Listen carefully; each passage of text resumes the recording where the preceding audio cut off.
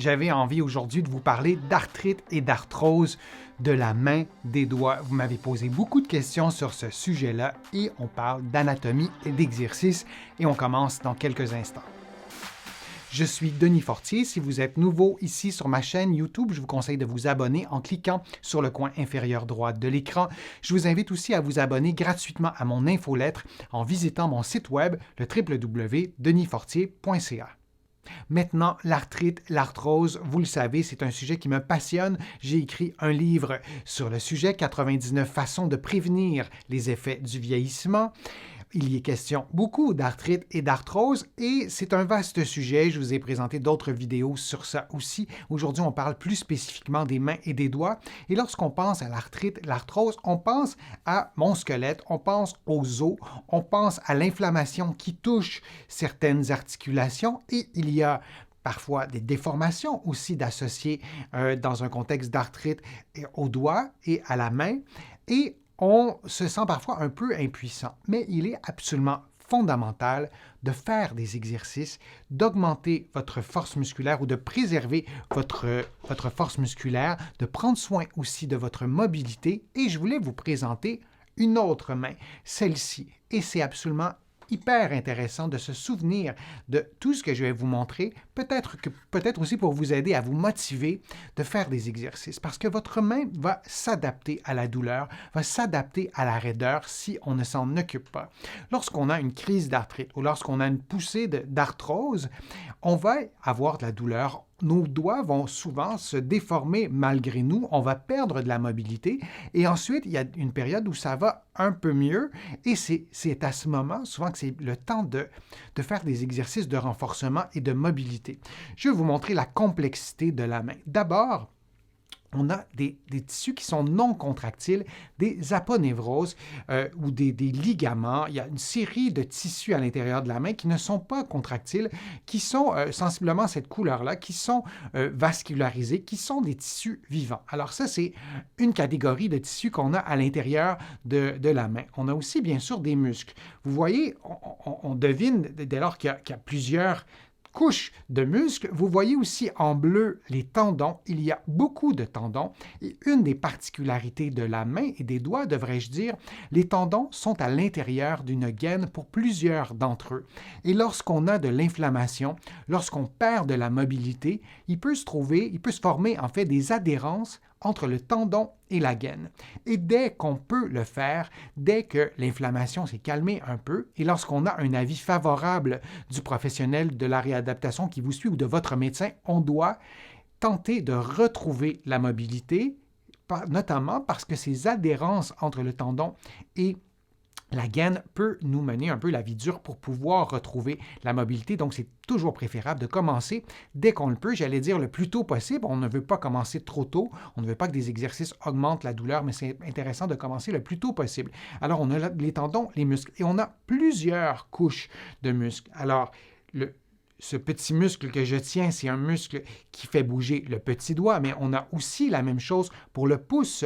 Le pouce, c'est une partie de notre corps qui est très complexe. On a là aussi plusieurs couches de muscles et malgré le fait d'avoir enlevé déjà plusieurs muscles, d'avoir enlevé l'aponévrose, il nous reste encore plusieurs structures. Vous voyez des vaisseaux sanguins, ces tissus-là sont vascularisés. Alors, on a aussi une autre épaisseur, disons, de tissu. Alors, si j'enlève ces tendons, on a d'autres muscles en dessous.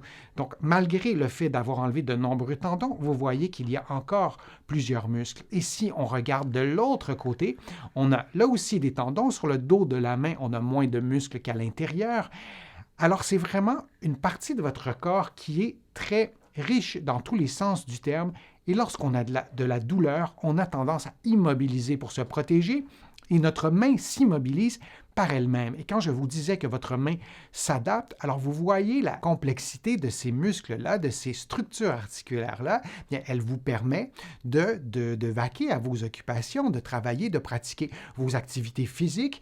Et lorsqu'on a de la douleur, on immobilise souvent tout ça, à raison dans bien des cas, et on doit rééduquer, on doit faire des exercices de mobilité, des exercices de renforcement et aussi des exercices de contrôle, de dextérité. Et on doit aussi faire des exercices qui sont spécifiques au pouce, des mouvements bien particuliers pour pouvoir récupérer aussi la mobilité du pouce.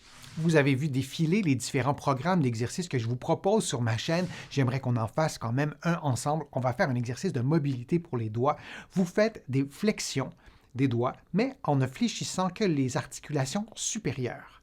Et vous allez revenir à la position de départ et on va faire ce mouvement-là environ 5 fois. Vous pourriez faire le mouvement 10 fois, vous pourriez faire plusieurs séries. En fait, c'est ce que je vous recommande de faire beaucoup plus que seulement une série. On veut d'abord s'habituer à faire le mouvement, bien comprendre le mouvement. Si on a une raideur, ce n'est pas toujours simple de le faire, et de faire au moins 2 séries de chaque mouvement. L'autre mouvement qu'on va faire, c'est un mouvement toujours de flexion, mais on va tenter d'aller le plus bas possible sur les mains. Si je vous montre comme ça donne un mouvement qui ressemble à ça. Donc, vous allez le plus bas possible et vous faites 5 à 10 mouvements. Et de cette façon-là, vous vous assurez de travailler la flexion à plusieurs articulations des doigts et de la main. Et vous pouvez aussi faire le même exercice en modifiant la position de vos poignets. Vous pourriez faire l'exercice de cette façon-là et le faire aussi dans l'autre sens, c'est-à-dire en plaçant vos mains comme ça. Et si vous avez les mains qui sont tournées vers le bas, vous allez probablement sentir que ça tire un petit peu plus sur la face dorsale de la main. Alors, vous faites 5 à 10 mouvements de cette façon-là. Il y a vraiment plusieurs exercices. Vous pouvez serrer une balle le plus fort possible. Vous tenez pendant 30 secondes et vous refaites l'exercice une dizaine de fois. Il y a vraiment plusieurs programmes d'exercices que je vous encourage à adopter et changez-les régulièrement. Le but de ma vidéo, c'était de vous convaincre de faire des exercices, de vous montrer la complexité de ces muscles de la main, du petit doigt, du pouce, et on doit s'en occuper, sinon votre corps s'adapte, votre main s'adapte et ça devient beaucoup plus difficile après de se réapproprier, de retrouver les capacités de votre main. En dernier point, j'aimerais que vous m'écriviez vos questions sur les problèmes d'arthrite, d'arthrose de la main ou d'autres articulations. Je vais pouvoir vous produire d'autres vidéos sur le sujet.